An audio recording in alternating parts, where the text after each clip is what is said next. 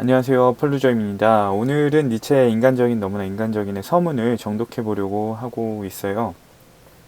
제가 보여드리는 이 텍스트는 제가 해석한 내용이기 때문에 서점에 나와 있는 책에서는 동일한 내용을 보시긴 어려울 거예요. 혹시라도 제가 해석한 내용이 이제 보통 기존의 해설서들하고 내용이 다르다 해서 이것이 왜 다르냐 이렇게 물어보시게 된다면 댓글로 남겨주시면 그게 왜 이런 차이가 있는지, 왜 이런 식으로 내가 봐야만 했는지에 대해서 설명을 해드릴 테니까 댓글로 남겨주시면 되실 것 같고요. 네, 다시 본론으로 넘어와서 오늘 볼 내용은 저번에 처음에 올렸던 인간적인 서문을 해설에 대한 내용이 바로 뒷부분이에요. 그렇게 보시고 내용을 파악을 해주시면 되실 것 같고요. 읽어보고 내용 정리를 시작을 해볼게요.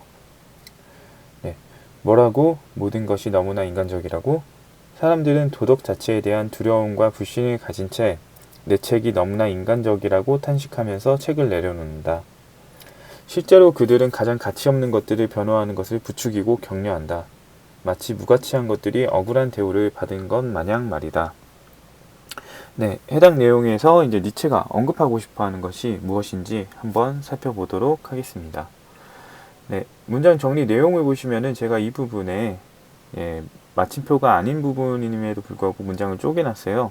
이렇게 쪼갤 수 있는 이유는 이 두 번째 문장 부분, 사람들은 도덕 자체에 대한 두려움과 불신을 가진 채 내 책이 너무나 인간적이라고 탄식하면서 책을 내려놓는다, 이 부분이 복합문이기 때문에 마침표를 기준으로 쪼개지 않아도 별도의 문장으로 볼 수 있으니까 이렇게 한 거라서 참고해 주시면 되실 것 같고요. 첫 부분을 보면은 니체의 반문으로 이제 시작이 돼요. 즉 니체에게 어떤 사람이 말을 했어요. 그 말을 니체가 듣고 뭐라고? 모든 것이 너무나 인간적이라고 이렇게 반문을 하고 있는 상황인 거죠.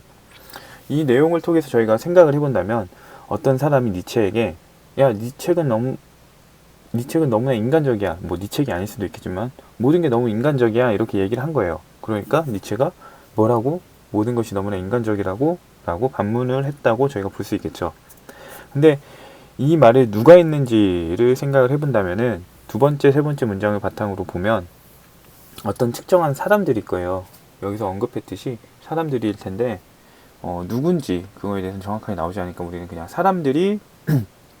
어떤 사람들이 니체에게 니 책은 너무 인간적이다 라고 했다고 파악을 해볼 수 있고요. 그래서 문장 내용을 보면요, 간단히 정리하면 사람들의 니체의 책에 대한 평가 혹은 언급이라고만 정리를 해볼 수 있어요. 여기서 이제 이전 영상에서 봤듯이 니체의 책에 담고 있는 내용을 본다면은 니체의 책은 도덕의 부당함에 대해서 폭로를 하는 책이라고 이제 사람들이 평가를 했고 그랬다고 이야기했는데요. 그래서 니체의 책은 도덕의 부당함을 폭로하는 책이고, 오늘 사람들이 언급한 내용으로 보면은 니체의 책은 인간적인 책이 돼요. 이렇게 이런 내용으로 볼 때 인간적이다라는 거는 반도덕적이다라는 의미로 썼다고 취환을 해볼 수 있어요. 사람들이 언급한 내용으로 봤을 때요. 그래서 사람들이 한 이야기를 보면요,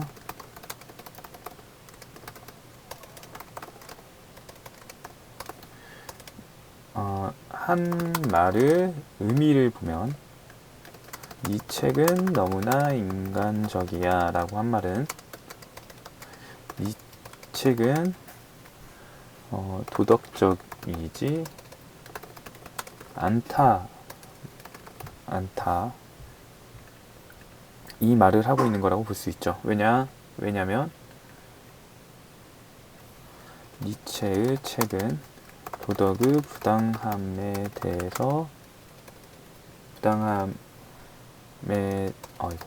대한 내용을 담고 있는 책이기 때문이죠.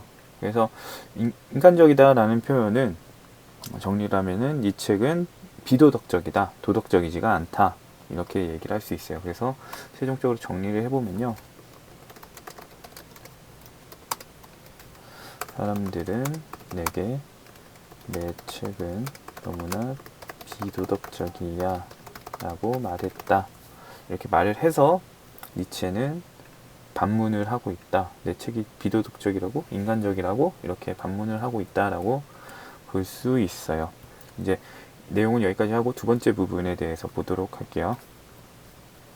네, 두 번째 부분은 도덕에 대한 사람들의 입장을 볼 수 있는 부분이에요. 그래서 보면은 문장 내용을 간단히 정리해 보면요. 도덕에 대한 사람들의 입장을 담고 있어요. 어떤 입장을 담고 있는지를 보면은 일단은 그 내용을 말하기에 앞서서 도덕 자체에 대한 두려움과 불신을 가진 채라는 표현은 사람들이 도덕에 대한 두려움과 불신을 가진다. 이 상태를 바탕으로 그 다음에 이어지는 문장들, 이 상태를 바탕으로 이런 것들을 한다. 이 내용을 담고 있는 문장이기 때문에 이 사람들의 입장이 드러나는 부분이다. 드러나는 명제다. 이렇게 생각을 해볼 수 있는 부분이고요. 어쨌든 이 내용도 정리를 해보면 사람들은 도덕 자체에 대한 두려움과 불신을 가진 채라는 표현은 시완이 이렇게 사람들은 두려움과 불신을 가진다. 이 상태를 바탕으로 내온다면 책을 내려 놓는다. 이런 문장이니까 네, 이렇게 논리가 진행이 된다 보면 되고요. 일단은 이제 도덕 자체에 대한 두려움과 불신을 가진다고 했는데 그 내용도 뭔지에 대해서 한번 파악을 해볼게요. 두려움과 불신. 사람인데 사라라고 있네요. 네. 왜 오타가 많이 나는지는 잘 모르겠는데 일단은 두려움과 불신에 대해서 살펴보도록 할게요.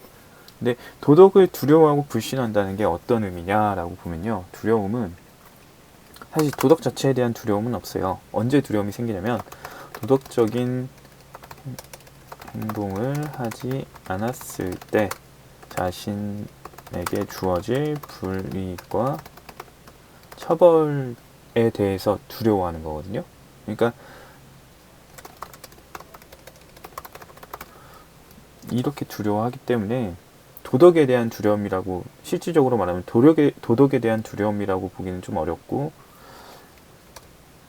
도덕에 대한 두려움이 아니라 처벌에 대한 두려움이라고 보는 편이 맞아요. 왜냐하면 도덕은 두려워할 만한 건 아니거든요. 인정부로 표기를 해보면 네, 이렇게 정리를 해볼 수 있고요. 네, 불신은 어떤 의미냐라고 보면요. 불신은 어떤 의미냐고 보면 이 앞전에도 말했지만 도덕에 대해서 이제 합리적이지 않다라는 사실을 사람들이 알고 있어요. 그래서 도덕, 즉 기존의 가치관이 항상 타당하지 않다는 생각에 따른 도덕의 합리성에 대한 불신인 거예요. 그래서 간단하게 표현을 하면은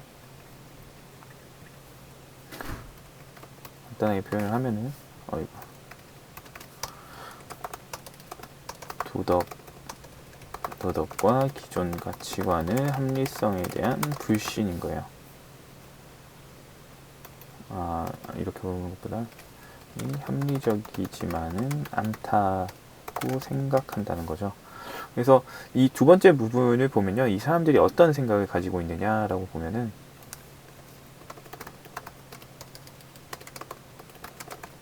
정리를 해보면 사람들은 도덕적인 행동을 하지 않았을 때 생기는 처벌에 대해 두려워하고요. 문장으로 그냥 단순하게 정리를 해볼게요. 사람들은 도덕과 기존의 가치관이 합리적이지만은 않다고 생각한다라는 걸 이 두 번째 부분에서 서술을 하고 있다고 볼 수 있어요. 네, 이렇게 내용을 보고 세 번째를 보도록 할게요. 네, 세 번째 부분 같은 경우는 사람들이 어떤 행동을 하는지에 대해서 이야기를 하고 있거든요. 그 행동에 대한 얘기를 하고 있어서 내용을 정리를 해보면 사람들의 행동 양상에 대해서 담고 있고요. 어떤 이제 양상을 보이는지 보면 양상 첫 번째는 탄식하면서 책을 내려놓는 거예요. 일단 첫 번째는 책이 비도덕적이라고 탄식해요. 이렇게 탄식을 하고요. 양상 두 번째는 비도덕적인 책임으로 읽지 않겠다며 거부해요. 책을 거부하는 거죠. 그 다음에 세 번째가 있는데요. 세 번째는 오타를 신경 쓰면서 하다 보니까 일단은 도덕에 대해서 이제 가장 가치 없는 것들을 변호하는 것을 부추기고 격려한다 라고 했는데요. 여기서 가장 가치 없다 라고 표현한 것은 지금 니체는 도덕을 부당하다, 불합리하다 라고 하기 때문에 가치가 적다 라고 표현을 하고 있는 거고요. 그렇기 때문에 도덕들을 변호하는 것을 부추기고 격려한다 라고 치환해서 보시는 게 나아요. 그래서 이제 도덕들로 보시면 되는데, 이거는 도덕, 기존, 가치관 이렇게 보면 되고요. 무가치한 것들도 도덕, 기존, 가치관 이렇게 정리해서 보면 되고요. 그래서 도덕을 변호하고 부추긴다 이러면서 부추기는 것을 격려한다 이렇게 얘기가 되기 때문에 도덕에 대해서 옹호하는 여론을 형성한다 이렇게 볼 수 있어요. 그래서 이것들을 이제 니체는 이제 사람들의 행동이다, 사람들이 이렇게 행동을 한다라고 얘기를 하는데요. 네, 전체적인 내용은 이제 정리를 하면서 한번 살펴보도록 할게요. 일단 이 부분에 대한 내용만 정리를 하면, 사람들은 다음과 같이 행동한다. 어떻게 하느냐? 첫 번째, 니체의 책을 비도덕적이라며 탄식한다. 두 번째는 내 책을 읽기를 거부한다. 세 번째는 내 책에 의해 도덕이 억울한 누명을 쓴 것처럼 도덕을 옹호하는 여론을 형성한다. 네, 이렇게 정리를 해볼 수 있고요. 또 색깔을 줘서 정리를 했고요. 이 세 가지 부분을 취합을 해서 이야기를 해보도록 할게요. 이거는 제가 잘못했네요. 네, 세 가지 부분의 내용, 정리된 내용만 취합을 해볼 건데, 네.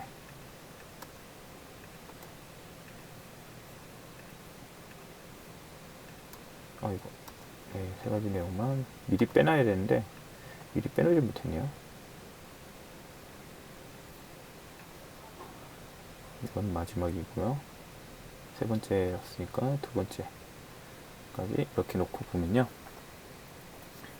네, 전체 내용을 보면은 첫 번째 내용 같은 경우는 이제 사람들이 니체에게 한 어떤 언행을 했는지 이렇게 알 수 있고요. 두 번째 같은 경우는 사람들이 도덕에 대해 갖는 입장을 알 수 있었고요. 그 다음에 세 번째 같은 경우는 사람들이 니체의 책에 대해서 어떤 행동을 취하는지 이 부분을 알 수 있었어요.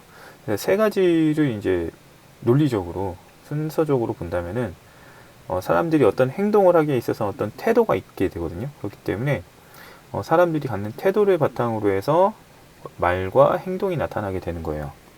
그렇게 될 수밖에 없겠죠. 이 내용을 이제 정리를 해서 보도록 해보면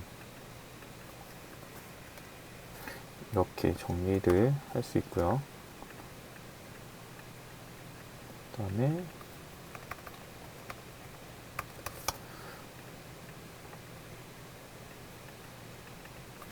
정리하는데 시간이 걸리네요. 미리 해놓으려고 했는데 못한 것 같아요. 이게 영상을 찍으려고 여러 번 준비를 하다 보니까 그런 것 같은데요. 일단은 정리를 해보면은 첫 번째 부분을 보고서 두 번째 부분이죠. 이 두 번째 부분을 보고서 생각을 해본다면, 글씨 색을 잠깐 바꾸고 할게요.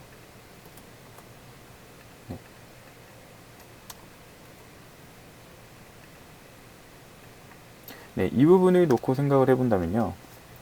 이 부분은 도덕에 대해서 사람들이 부정적인 인식을 가지고 있다.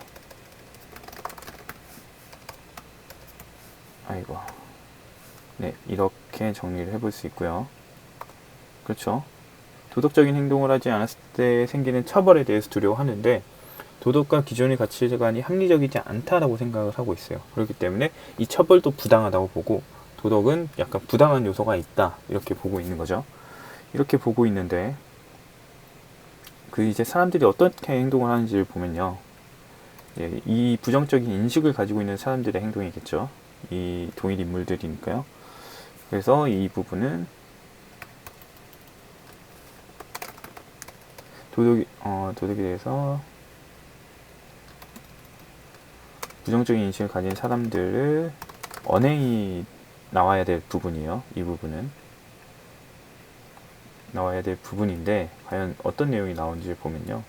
이미 다 아시겠지만 니체가 너무 비도덕적이야 라고 말을 해요. 그리고 그러면서 비도덕적이라고 하면서 탄식을 하고 책 읽기를 거부를 하고 그 다음에 도덕이 억울한 누명을 니체의 책에 의해서 쓴 것처럼 도덕을 옹호하는 여론을 형성해요. 이 말은 다르게 보면 무슨 말이냐? 이 말로 이런 행동만 놓고 봤을 때 이 사람들은 도덕에 대해서 옹호하는 사람이에요. 도덕에 대해서 옹호하는 사람이 보이는 행동인 거죠. 언행이라고 할게요. 언행인 거죠. 근데 실제적으로 이 언행을 하는 사람들은 어떤 사람이냐라고 했을 때 보면은 부정적인 인식을 가지고 있는 사람이에요. 부정적인 인식을 가지고 있는 사람이에요. 그래서 생각을 해보면 사람들의 생각과 언행이 일치하지 않는 상황이 나타나죠. 그렇죠? 그래서 이 부분을 가지고 본다면 니체가 최종적으로 이야기하고 싶은 건요. 이렇게 볼 수 있는 것 같아요. 니체가 언급하고 싶은 거는 최종적으로 니체가 이 부분을 통해서 얘기하고 싶은 거는 니체는